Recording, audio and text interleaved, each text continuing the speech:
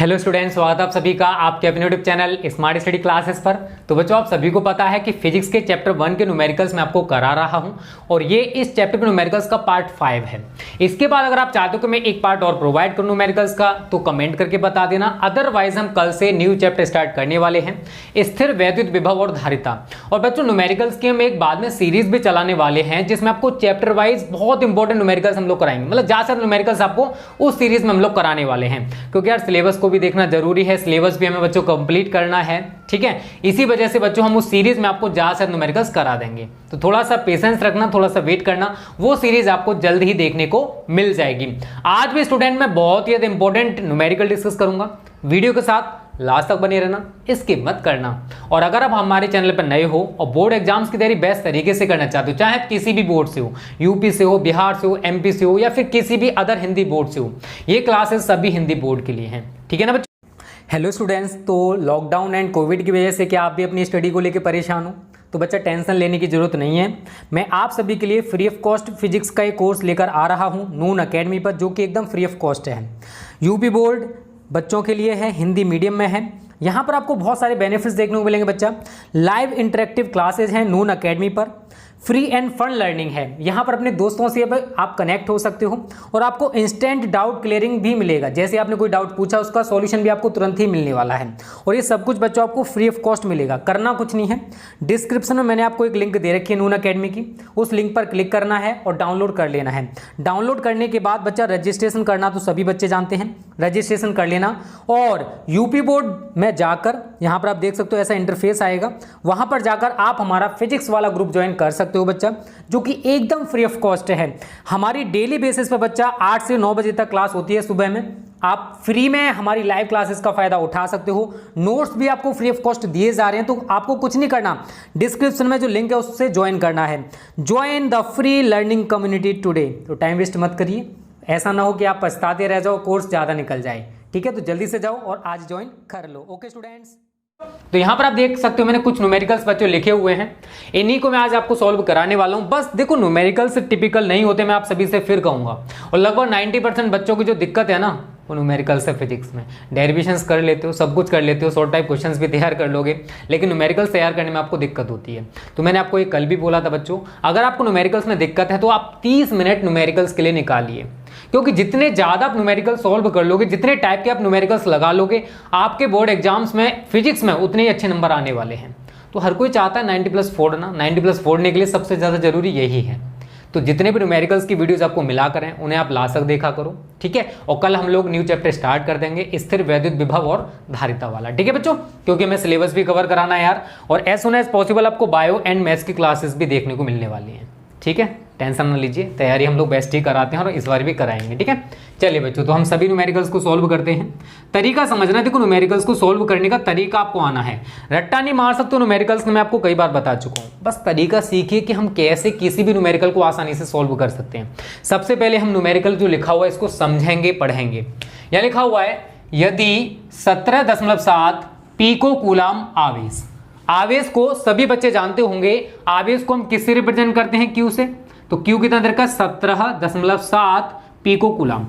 अब पीको है, इसको आप कूलाम में चेंज कर लोगे, तो आप सभी को पता है बच्चों 17.7 गुणा 10⁻⁻12, चाहे पिको कूलाम हो, पिको मीटर हो, पिको सेकंड हो। पिको अगर दिखाई दे जाए तो 10⁻12 उसके पीछे लगा देना, चाहे आप सेकंड की बात कर रहे हो, मीटर की बात कर रहे हो, ग्राम की बात कर रहे हो, कुछ भी यूनिट पीछे हो सकता है, बट आपको पिको दिख रहा है तो 10⁻12 आपको मल्टीपल करना पड़ेगा उस वैल्यू में जो भी आपको दे रखी होगी। उसके बाद आगे कह रहा है 10 सेंटीमीटर भुजा।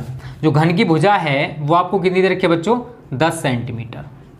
तो इसका तो यूज नहीं होने वाला, भी आपके समझ में आ जाएगा। ठीक है, भुजा वाले घन के केंद्र पर रखा हुआ है, तो घन की प्रत्येक सतह से होकर कितना वैद्युत फ्लक्स गुजरेगा, फाई हमको फाइंड आउट करना है। बट यहां पर समझने वाली चीज बच्चों ये है कि उसने बोला है घन की प्रत्येक सतह से। घन में आप सभी को पता है 6 फलक होते हैं, 6 सतह होते हैं, आप सभी को पता है। अगर हमसे कहता कि घन के पृष्ठ से गुजरने वाला वैद्युत फ्लक्स, पूरे घन की बात करता, तो हम सीधा सा सूत्र लगा देते, फाई बराबर Q/ε0। बट उसने ऐसा नहीं बोला। अगर पूरे घन की बात करेगा तो आपको बच्चों यही सूत्र लगा देना है, बट उसने ऐसा बोला है क्या? नहीं, वो बोल रहा है कि घन की प्रत्येक सतह से गुजरने वाला वैद्युत फ्लक्स। तो अगर हम इस वैल्यू में Q/ε0 सूत्र है, अगर मैं इसमें 1/6 से मल्टीपल कर दूं तो हमारी वैल्यू निकल के आ जाएगी। अदरवाइज इसको सॉल्व करने के बाद 6 से डिवाइड कर दूं तब भी हम एक सतह से गुजरने वाला वैद्युत फ्लक्स फाइंड आउट कर सकते हैं। तो जब भी वो बोले कि एक फलक से, एक सतह से गुजरने वाला वैद्युत फ्लक्स, तो आपको यही वाला सूत्र लगा देना है।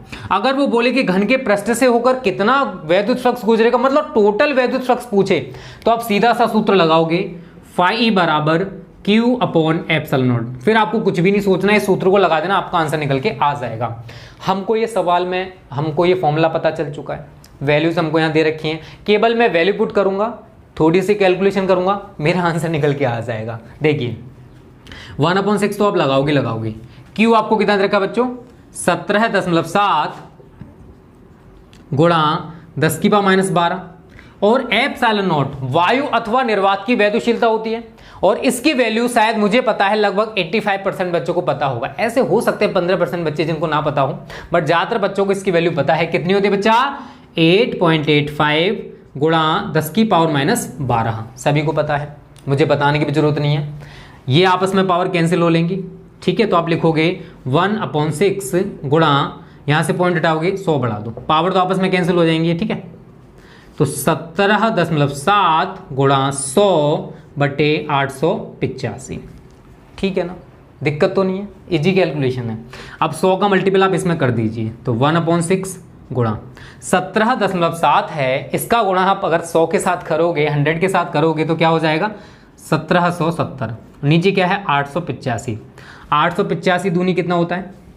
कितना होता है? 1770। नहीं आता? मल्टीपल करके देख लेना, ठीक है? 2 से आप 6 को काटोगे, 3 बार कट जाएगा। तो हमारा जो आंसर आएगा बच्चों 1/3। अब आप सभी को देखो, इसका अगर यूनिट ना पता हो तो फाई के मैं आपको 2 यूनिट्स बता चुका हूं। एक वोल्ट मीटर होता है, एक होता है न्यूटन प्रति कूलाम या न्यूटन मीटर उसके प्रति कूलाम।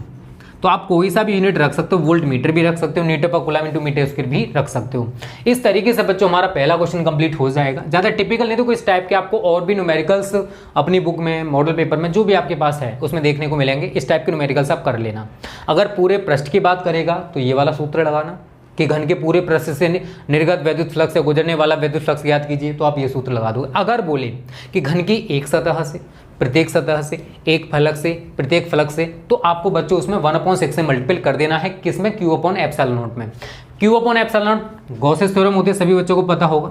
किसी बंद पृष्ठ से गुजरने वाला वैद्युत फ्लक्स उस पृष्ठ द्वारा परिबद्ध कुल आवेश का 1/ε0 गुना होता है। जानते हो यार, मुझे बताने की जरूरत नहीं है। स्क्रीनशॉट लो जल्दी से इसका, ठीक है? चलिए बच्चों आगे बात करते हैं अगले न्यूमेरिकल्स की, ठीक है? यहां तक आपको क्लियर है ना? दिक्कत नहीं होनी चाहिए। देखो इन्हीं न्यूमेरिकल्स की आप खुद प्रैक्टिस करना बच्चों, ठीक है? अब तो मैं सॉल्व करा रहा हूं, फिर आप खुद इनको कोशिश करना बिना देखे सॉल्व करने की, ठीक है? पहली बार गलती होगी, दोबारा से फिर ट्राई करिए यार। गिरोगे नहीं तो उठोगे कैसे? बार बार गिरो फिर उठना सीखो, ठीक है? इसी को जिंदगी कहते हैं मेरे दोस्त। जिंदगी जीना है तो यहाँ पर सबको झेलना पड़ेगा आपको, ठीक है? चलिए देखो, इस टाइप के भी न्यूमेरिकल्स मैंने देखे हैं, पूछ लिए जाते हैं बोर्ड में कि एक समान वैद्युत क्षेत्र वेक्टर E आपको दे रखा है। पहले मैं लिख देता हूँ इसको। वेक्टर E मुझे दे रखा है बच्चों 2i plus 3j minus 4k, और पीछे है वोल्ट प्रति मीटर। उसके बाद आगे कह रहा है बच्चों मैं एक पृष्ठ के क्षेत्रफल, मतलब वेक्टर ए भी आपको दे रखा है। कितना दे रखा है? तो मैं लिखूंगा vector A is equal to 8j metre square, ठीक है? देखो एकांक वेक्टर या यूनिट वेक्टर्स के बारे में आपने गलती से शायद फर्स्ट ईयर में ना पढ़ा हो, क्योंकि फर्स्ट ईयर की क्लासेज आपकी नहीं हो पाई थी कोविड की वजह से, ठीक है ना? आई थिंक मुझे ऐसा लग रहा है, बट जिन बच्चों ने कोचिंग की होगी उनको शायद पता होगा यूनिट वेक्टर्स क्या होते हैं। तो यहाँ पर भी हम एकांक वेक्टर्स के बारे में थोड़ा सा डिस्कस करने वाले हैं, ठीक है? अगर समान एकांक वेक्टर हैं, जैसे अगर मैं 2 वेक्टरों के अदिश गुणन की बात कर रहा हूँ, I vector i cap dot I cap is equal to J cap dot J cap is equal to K cap dot K cap, ये तो होते हैं बच्चों समान वेक्टर 1। अगर इनका मल्टीपल आपस में कराते हो तो कितना आएगा? 1 आएगा। ये किसकी बात कर रहा हूँ? 2 वेक्टरों के अदिश गुणन की, ठीक है? 2 वेक्टरों के अदिश गुणन की। आपने पढ़ा हो तो अच्छी बात है, नहीं तो यहाँ पर समझ लीजिए थोड़ा सा, क्योंकि यहाँ पर भी यार फाई ई बराबर क्या होता है? Vector E dot vector A, मतलब दो वेक्टरों के अदिश गुणन से, मतलब दो वेक्टर हैं, ये दो वेक्टर राशियां हैं, इनका आपस में मल्टीपल कराया तो हमें एक अदिश राशि प्राप्त हो रही है, इसको बोलते हैं दो वेक्टरों का अदिश गुणन। अगर हमें, जैसे मैं इसकी बात करूँ, टॉप vector equal to F vector cross r vector, यहाँ पर दो सदिश राशियां हैं, इनका हमने आपस में मल्टीपल कराया तो हमें सदिश राशि ही प्राप्त होती है। इसको बोलते हैं बच्चों दो वेक्टरों का सदिश गुणन। क्या बोलते हैं? दो वेक्टरों का सदिश गुणन। तो ये छोटी छोटी चीज़ें यार फर्स्ट ईयर वाली हैं, वैसे तो आपको पता होनी चाहिए, बट यार क्या करें, कोविड की वजह से आपकी जो दिक्कत है ना वो बहुत ज़्यादा बढ़ चुकी हैं, तो हो सकता है आपको कॉन्सेप्ट थोड़ा सा ना पता हो, बट कोई दिक्कत नहीं, मैं क्लियर करा दूंगा। तो बच्चों हम यहाँ पर यही सूत्र, अगर डिफरेंट वेक्टर्स हैं, जैसे मैं यहाँ बात करूँ I cap dot J cap is equal to J cap dot K cap is equal to K cap dot I cap, ये जो वैल्यूज़ हैं बच्चा ये होती है जीरो। बस इतना सा आपको ध्यान रखना है, क्योंकि हम जो सवाल करने वाले हैं ना उसमें इसी की जरूरत पड़ने वाली है, तो आप ये ध्यान रखना। दो वेक्टरों के अदिश गुणन की मैं बात कर रहा हूँ, अगर हमारे समान एक अंक वेक्टर है उनका मल्टीपल आपस में करा रहे हो, ठीक है ना, I cap dot I cap, J cap dot J cap, K cap dot K cap, इनमें से कुछ भी हो तो आपको वन यूज़ करना है। बट अगर आई कैप डॉट जे कैप है या जे कैप डॉट के कैप है या के कैप डॉट आई कैप है, ये वैल्यू बच्चा जीरो रहेगी। तो मैं यहाँ पर वेक्टर ई और वेक्टर ए दोनों की वैल्यूज़ लगाने वाला हूँ। तो वेक्टर ई की वैल्यू मुझे दे रखी है बच्चों 2 आई कैप प्लस 3 जे कैप माइनस 4 के कैप, और यहाँ पर मैं लगा दूंगा क्या, डॉट। उसके बाद देखो वेक्टर ए कितना दे रखा आपको 8 जे कैप। तो देखो इंटर में पढ़ रहे हो, मल्टीपल करना सभी जानते होंगे, 2 और 8 का कर दो। वैसे जो बच्चे थोड़े से होशियार हैं उनको पता है कि अगर मैं जे कैप का जे कैप से करा दूंगा तो मेरा आंसर निकल के आ जाएगा। मैं आपको समझाने के लिए थोड़ा सा इसको डीपली लेके जाता हूँ कि मैं सबसे पहले 8 का इसके साथ मल्टीपल करूँगा, तो 8 दूनी 16 आई कैप डॉट जे कैप, ठीक है, 8 या 24 प्लस 24 जे कैप डॉट जे कैप, फिर माइनस 4 अट्ठे 32 के कैप डॉट जे कैप। यही तो है। आपको मैंने अभी बताया था कि अगर समान वेक्टर है उनका मल्टीपल हो रहा है तो वो तो वन रहेगा, अगर डिफरेंट है जैसे आई कैप डॉट जे कैप हो गया, ये जीरो लगाओगे, के कैप डॉट जे कैप या जे कैप डॉट के कैप इसकी जगह जीरो लगाओगे। तो आपको बस यही करना बच्चों, 16 इंटू 0 प्लस 24 जे कैप डॉट जे कैप है, तो आप देख सकते हो जे कैप डॉट जे कैप हमको कितना लगाना बच्चा 1, तो मैं यहाँ पर 1 लगा दूंगा, माइनस 32 इंटू 0, तो कितना आएगा बच्चों हमारा, ये तो जीरो हो गया, ये भी जीरो हो गया, तो क्या रहेगा 24। आप इसका यूनिट भी लिखोगे, इसी से आप इसका यूनिट बना लोगे तो क्या बन जाएगा, वोल्ट मीटर। क्या बन जाएगा, वोल्ट मीटर। तो फिजिक्स को यार समझने की कोशिश करो, न्यूमेरिकल्स बहुत ईजी हैं, ऐसा नहीं टिपिकल हैं। आप इस टाइप के न्यूमेरिकल्स लगा के देख लेना, बहुत सारे न्यूमेरिकल्स आपको दे रखे होंगे, बस हमको कॉन्सेप्ट समझना है, कॉन्सेप्ट सीखना है मेरे दोस्त, रट्टा नहीं मारना। न्यूमेरिकल्स को आप रट भी नहीं सकते, इतने सारे न्यूमेरिकल्स हैं, कितने रटोगे, इंसान हो, ठीक है, आपकी मेमोरी पावर भी लिमिटेड है, उसको आप विकसित करना चाहो तो कर सकते हो, ये पॉसिबल है, बट विकसित करना कोई भी नहीं चाहता है। आप सभी सोचते हैं जितना कम पढ़ना पड़े उतना बेटर है, ज़्यादा पढ़ के होगा क्या, ठीक है ना, ये सभी की मानसिकता रहती है। चलिए बच्चों स्क्रीनशॉट ले लीजिए जल्दी से, इसका ये कॉन्सेप्ट समझ लेना जो मैंने अभी आपको बताया है, ठीक है, क्योंकि मैं आपको हर न्यूमेरिकल का जितना भी बेसिक कॉन्सेप्ट हो सकता है ना वो बताने की कोशिश करूँगा बच्चों, क्योंकि मुझे पता है आप फर्स्ट ईयर में बहुत सारे बच्चे ना पढ़ के आ पाए हों, ठीक है ना, कोविड की वजह से उनकी क्लासेस ना चल पाई हों, बट कोई दिक्कत नहीं है, आपकी सारी परेशानियां दिनेश सर दूर कर देंगे, टेंशन ना लीजिए, ठीक है, बस मेहनत करते रहो यार, ठीक है। चलिए 2 न्यूमेरिकल्स हमारे कंप्लीट हो चुके हैं, अब बात करते हैं न्यूमेरिकल नंबर 3 की। तो देखिए न्यूमेरिकल नंबर 3 का सॉल्यूशन, पहले हम उसको पढ़ेंगे। अनंत लंबी आवेश की रेखा 2 मीटर दूरी पर, मतलब कोई अनंत लंबी आवेश की रेखा मान लो, कोई ये मान लो, इससे 2 मीटर दूरी पर, ये 2 मीटर दूरी पर, ठीक है, 4.5 गुणा 10 की पावर 4 न्यूटन पर कूलाम का वैद्युत क्षेत्र उत्पन्न करती है। मतलब ये जो आवेश की रेखा है ये 2 मीटर की दूरी पर, ये P बिंदु मान लूं, यहां पर कितना वैद्युत क्षेत्र उत्पन्न करती है, 4.5 गुणा 10 की पावर 4 न्यूटन पर कूलाम का। उसके बाद आप आगे कह रहा है रेखीय आवेश घनत्व ज्ञात करना है। तो आप सभी को पता है यार, अनंत लंबी आवेश की रेखा है तो उस पर रेखीय आवेश घनत्व कितना होगा, आप सभी को इतना तो पता होना चाहिए। इसको करना कैसे है, आई थिंक नहीं पता है तो मैं बताऊंगा। तो आर आपको, ये डिस्टेंस कितना दे रखा है 2 मीटर, तो आर कितना दे रखा है 2 मीटर। ई आपको दे रखा है बच्चों इसने 4.5 गुणा 10 की पावर 4 न्यूटन पर कूलाम।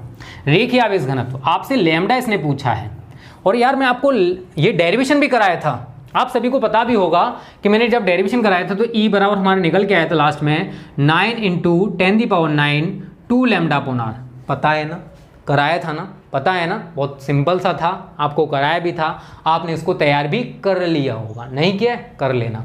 चलो सारी वैल्यूज लगा दो। पहले हमको निकालने के बच्चों लैम्डा, तो मैं इसके नीचे 1 मानूंगा, क्रॉस मल्टीपल कर दो, तो 9 इंटू 10⁹ इंटू 2 लैम्डा बराबर E इंटू आर। लैम्डा निकालना है तो इस वैल्यू को मैं इधर पक्षांतर कर दूंगा, तो lambda is equal to E into R बटे, लिख दो सारी वैल्यू, 9 इंटू 10⁹ इंटू 2।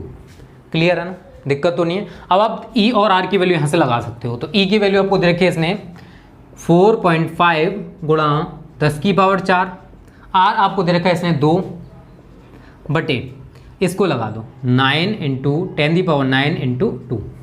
अब 2 से तो 2 कैंसिल हो गया, 4.5 से 9 को काटोगे ये 2 बार कट जाएगा, ठीक है। तो आप आगे इसको लिखोगे बच्चा क्या, 1/2 गुणा 10⁴ गुणा, इसको आप ऊपर लेके जाओगे तो 10⁻⁻9 हो जाएगा। अरे 10⁻9 यार नीचे है, ऊपर जाएगा तो पॉजिटिव पावर है, नेगेटिव हो जाएगी। आगे इसको करोगे 2 से 1 को डिवाइड करोगे 0.5 हो जाएगा, 9 में से 4 को घटाओगे 10⁻⁻5 हो जाएगा। आप इतना छोड़ के आ सकते हो, लैम्डा है तो लैम्डा का यूनिट सभी को पता होना चाहिए, कूलम पर मीटर होता है। क्या होता है बच्चों, कूलम पर मीटर। इसको थोड़ा सा अगर आप चाहते हो तो मैं और सॉल्व कर सकता हूँ। कैसे, मैं यहाँ से पॉइंट हटा लूँगा, नीचे 10 बढ़ जाएगा, ये जब पावर ऊपर जाएगी तो पावर आपकी कैसी हो जाएगी, नेगेटिव।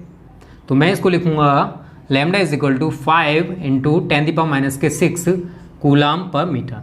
अदरवाइज 5 10⁻�6 है तो माइक्रो कूलम प्रति मीटर भी इसको लिखा जा सकता है, क्योंकि 10⁻6 का मतलब क्या होता है, 1 माइक्रो। तो 1 माइक्रो कूलम बराबर क्या होगा, 10⁻6 कूलम। तो मैं 10⁻6 कूलम को हटाकर 1 माइक्रो कूलम भी तो लिख सकता हूँ भाई, ऐसे या वैसे बात वही है, ठीक है। तो इस टाइप से हमको ये सवाल करना था बच्चों।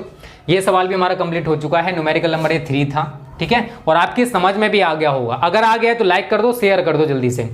चलिए बच्चों स्क्रीनशॉट ले लीजिए जल्दी से इसका, ठीक है ना। सवाल अच्छा है, बोर्ड एग्जाम में पूछा भी जा सकता है, तो आपको इसको अच्छे से तैयार कर लेना है, ठीक है बच्चों। चलिए मिटा दें इसको, अगला न्यूमेरिकल पढ़ना स्टार्ट कर दिया करिए, जैसे सवाल खत्म हो जाए अगले पर फोकस कर दो। और ये आज का लास्ट मतलब पार्ट है न्यूमेरिकल्स का, फिर मैं कल से आपको न्यू चैप्टर पढ़ाने वाला हूँ, ठीक है। तो सभी बच्चे कल की वीडियो को भी देखना, और मैं आज आपको टाइम टेबल भी बताने वाला हूँ कि किस टाइम पर हम कौन सी क्लास देने वाले हैं, ठीक है। चलिए न्यूमेरिकल नंबर 4 देखिए, इसमें कह रहा है 0.002 मिलीग्राम द्रव्यमान। द्रव्यमान को किससे लेते हैं, एम से। सभी बच्चों को पता होगा, मुझे बताने की जरूरत नहीं है। उसके बाद आगे कह रहा है द्रव्यमान वाली तथा 6 इलेक्ट्रॉन के आवेश से युक्त एक तेल की बूंद है, वो एक समान वैद्युत क्षेत्र में स्थिर लटकी है। अब वैद्युत क्षेत्र की तीव्रता हमको ज्ञात करनी है। मैं एक यहाँ पर 2 प्लेटें बना लूँ, ठीक है। ये मान के चलिए एक समान वैद्युत क्षेत्र मान के चलिए, माइनस प्लस कर दे रहा हम इसको, ठीक है, इस टाइप से। यहाँ पर एक तेल की बूंद मैंने यहाँ पर लटका दी। अब स्थिर लटकी है तो इसका जो भार है वो इसके वैद्युत बल के बराबर होगा। तो QE मैं आपको ऊपर की ओर दिखाऊंगा और नीचे की ओर मैंने mg को दिखा दिया है। सवाल बहुत सिंपल सा है, ये बूंद स्थिर तभी रहेगी जब इस पर लगने वाला वैद्युत बल इस बूंद के भार के बराबर हो। अगर किसी की भी वैल्यू ज़्यादा है तो बूंद उधर ही चली जाएगी, अगर बूंद का भार जो है वो वैद्युत बल से ज़्यादा होगा तो वो नीचे चली जाएगी, और अगर वैद्युत बल का मान ज़्यादा है भार से तो ऊपर की ओर चली जाएगी। तो पहले मैं सारी वैल्यूज लिख लूंगा जो मुझे दे रखी हैं। द्रव्यमान m 0.002 मिलीग्राम, आपको मैं यूनिट को चेंज करना बता चुका हूँ, तो मिलीग्राम को आप पहले ग्राम में चेंज करिए, समझना, देखो सिंपल सा है। 0.002 मिलीग्राम को ग्राम में 10⁻³ ग्राम, ग्राम को किस में चेंज करते हैं, किलोग्राम में। और यहाँ से मैं पॉइंट हटा के नीचे 1000 बढ़ा दूंगा, तो 2 गुणा 10⁻³ 1 ग्राम को 10⁻³ ये किलोग्राम में चेंज हो गया। ये भी तो 10⁻³ है मेरे दोस्त, इसको जब आप ऊपर लेके जाओ तो ये भी नेगेटिव हो जाएगा, 10⁻³ अब ये किलोग्राम में चेंज हो चुका है। पावर देखोगे -3 तो 2 इंटू 10⁻⁹ kg हो गया। जो तेल की बूंद है उसका द्रव्यमान इतना है।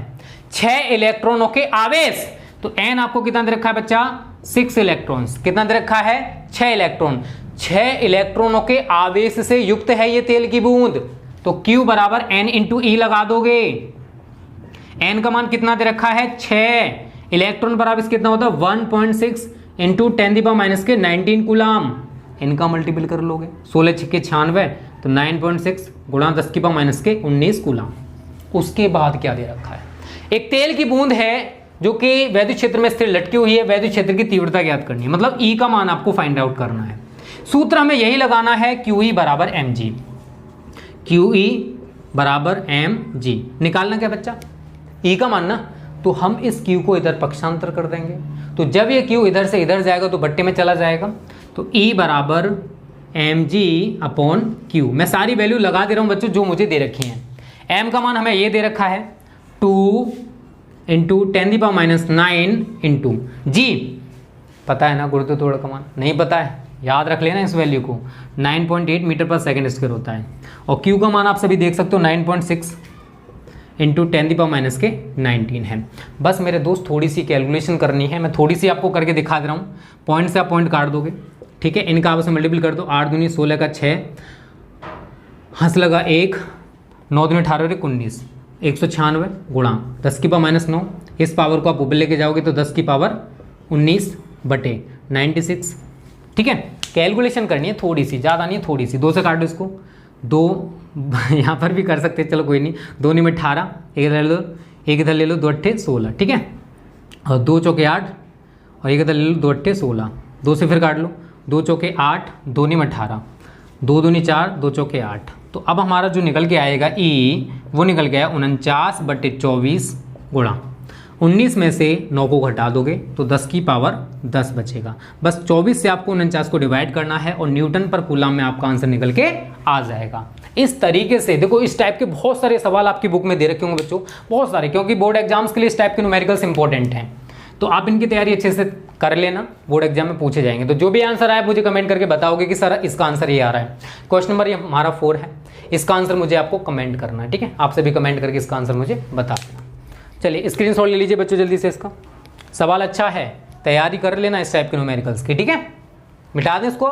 चलिए अगला न्यूमेरिकल पढ़िए, 5वां, इसी टाइप का है, बस उसमें थोड़ा सा लॉजिक है वो आपको समझना है, ठीक है, थोड़ा सा, ज़्यादा नहीं है, कर लोगे आप। समझिए पहले उसको करना कैसे है। क्वेश्चन नंबर 5, पहले मैं उसको पढ़ूंगा। तेल की बूंद जिस पर 12 अधिक के इलेक्ट्रॉन हैं, तो मैं सारी चीज़ें लिखता जाऊंगा। एन मुझे कितना दर का, इसने 12 इलेक्ट्रॉन अधिकता में है, तो हमारी जो बूंद है वो ऋणावेशित होगी, इतना तो क्लियर हो चुका भाई, अधिकता इलेक्ट्रॉन्स की। उसके बाद कह रहा है 2.55 गुणा 10 की पावर 4 न्यूटन पर कूलाम का वैद्युत क्षेत्र है, तो इसको हम किससे लेंगे, E से। कितना दे रखा है, 2.55 गुणा 10 की पावर 4 न्यूटन पर कूलाम। उसके बाद कह रहा है एक समान वैद्युत क्षेत्र में स्थिर लटकी है, वही है जो अभी मैंने आपको बताया था, उसी टाइप से हमको इसको करना है, बस थोड़ा सा इसमें चेंज आएगा। तेल का घनत्व 1.26 गुणा 10 की पावर 3 किलोग्राम प्रति मीटर क्यूब है। घनत्व डेंसिटी D कितना है, 1.26 गुणा 10 की पावर 3 किलोग्राम प्रति मीटर क्यूब। तो बूंद की त्रिज्या आपको ज्ञात करनी है कि बूंद की त्रिज्या कितनी होगी। देखो अभी जो मैंने आपको कॉन्सेप्ट सिखाया था उसी टाइप से करना है, सूत्र हमें यहाँ पर वही लगाना है, QE बराबर mg। बट आप कहोगे सर इसमें R तो दे नहीं रखा है, फिर हम R कैसे लगाएं। तो मेरे दोस्त सारी चीज़ें पता है, देखो n से आप Q निकाल लोगे, Q बराबर n इंटू E करके, n कितना दे रखा 12 और E कितना होता है 1.6 गुणा 10 की पावर माइनस के 19। कोई दिक्कत नहीं, Q निकल के आ जाएगा।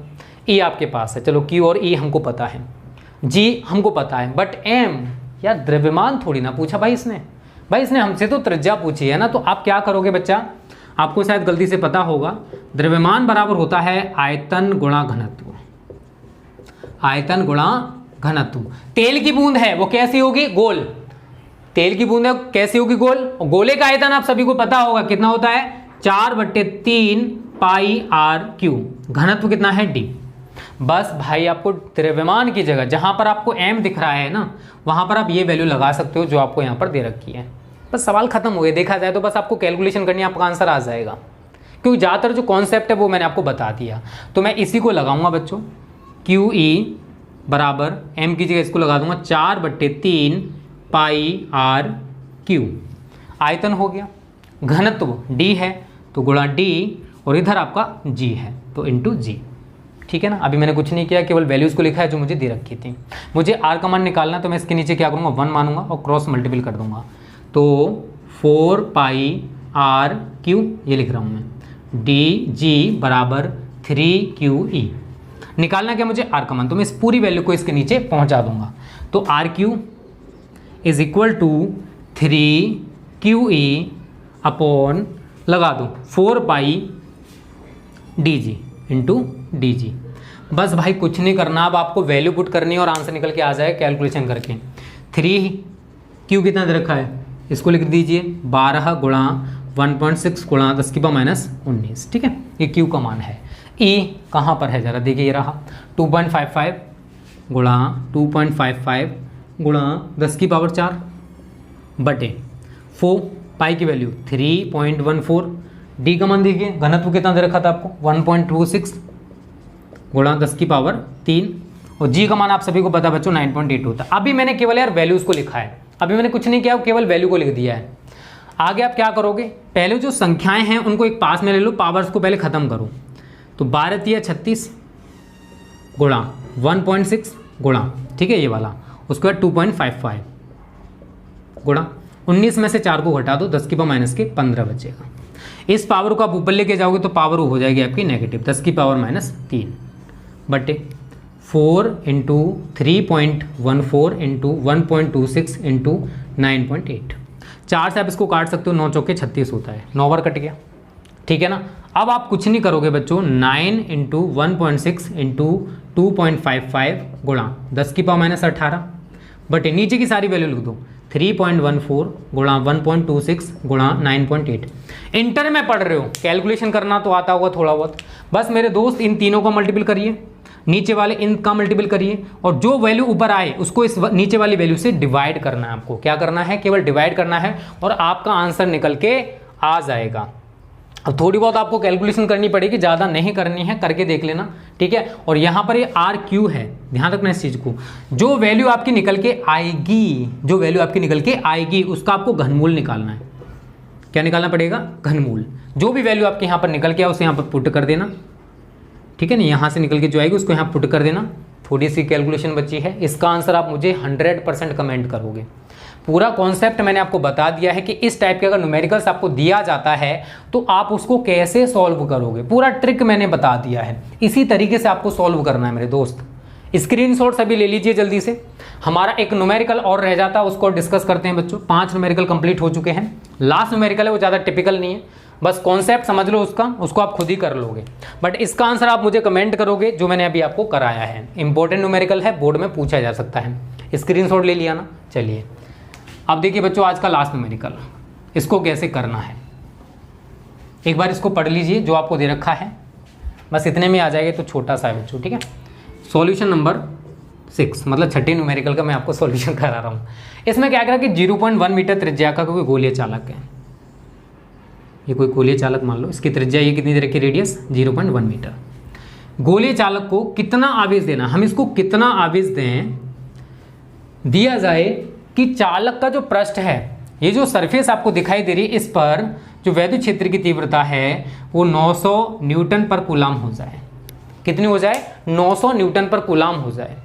आसानी से इसको कर सकते हो। कैसे करोगे, आर आपको दे रखा है इसने 0.1 मीटर, कोई दिक्कत नहीं है किसी को भी। ई आपको इसने दे रखा बच्चों 900 न्यूटन पर कूलाम, इसमें भी किसी बच्चों को दिक्कत नहीं होगी। हमको निकालना क्या है, क्यू का मान। तो आप सभी ने यहाँ सूत्र पढ़ा होगा गलती से, E बराबर 9 × 10⁹ Q/r²। मुझे बताने की भी जरूरत नहीं है, आप सभी ने गलती से उसको पढ़ा होगा। निकालना क्या है भाई, क्यू निकालना है। तो इसके नीचे पे 1 मानूंगा, क्रॉस मल्टीपल कर दूंगा। 9 × 10⁹ Q = E × r²। निकालना क्या है, क्यू का मान। मैं इसको भी पक्षांतर करूंगा, तो Q बराबर E × r² बटे 9 × 10⁹। सारी वैल्यू लगा दो जो भी आपको दे रखी हैं। E आपको पता है कितना है, 900। R आपको दे रखा बच्चों कितना, 0.1। इसका आप स्क्वायर कर दोगे तो 0.1 गुणा 0.1 ऐसे लिख सकता हूँ, इंटर में पढ़ रहे हो पता होगा, ठीक है। और ये है 9 × 10⁹। पॉइंट हटाओगे 10 बढ़ गया, फिर पॉइंट हटाओगे 10 बढ़ गया, 1 2 मतलब 2 जीरो आप काट दोगे, 9 से आपका 9 कट गया, क्या बचा 1/10⁹। इसको आप ऊपर लेके जाओगे तो 10 की पावर माइनस के 9 कूलम आपका आंसर आ जाएगा। इस टाइप से आपको ये सवाल करना था। एक बार आंसर हम लोग चेक कर लेते हैं बच्चों। ठीक है, यही आ रहा है। ठीक है, ये 6 न्यूमेरिकल हैं। कल मैं आपको न्यू चैप्टर पढ़ाऊंगा, सब स्क्रीनशॉट ले लीजिए। और भी देखो इस टाइप के न्यूमेरिकल्स बच्चों आपको देखने को मिलेंगे। एनसीईआरटी के न्यूमेरिकल्स की और इंपॉर्टेंट न्यूमेरिकल्स की हम लोग एक सीरीज चलाएंगे जिसमें आपको चैप्टर वाइज सारे न्यूमेरिकल्स हम लोग एनसीईआरटी के करा देंगे। फिर भी देखो 5 पार्ट में मैंने आपको 30 से लेकर 35 न्यूमेरिकल्स समथिंग करा दिए होंगे। एक बार चेक कर लेना कितने हैं। इतने न्यूमेरिकल्स मैंने आपको कराने की कोशिश की। एक चैप्टर में इतने न्यूमेरिकल्स बहुत होते हैं। कॉन्सेप्चुअल मैंने हर टाइप का न्यूमेरिकल कोशिश की आपको सॉल्व करा दूं। और कुमार मित्तल प्लस एनसीईआरटी इन 2 बुक्स के न्यूमेरिकल्स आपको लगाने हैं। अगर आपके पास कोई दूसरी रेफरेंस बुक है तो उसके भी आप न्यूमेरिकल्स लगा सकते हो। मैं ये नहीं कहूँगा कि मत लगाना, बट जो न्यूमेरिकल्स हम आपको लगवाएं, जो न्यूमेरिकल्स हम आपको कराएं, इनकी तैयारी आपको अच्छे से करनी है। ठीक है बच्चों, तो आज की वीडियो को यहीं पर समाप्त करते हैं। उम्मीद करते हैं वीडियो आपको अच्छी लगी होगी। लगी है ना, तो लाइक और शेयर कर देना। Okay students, thanks for watching this video.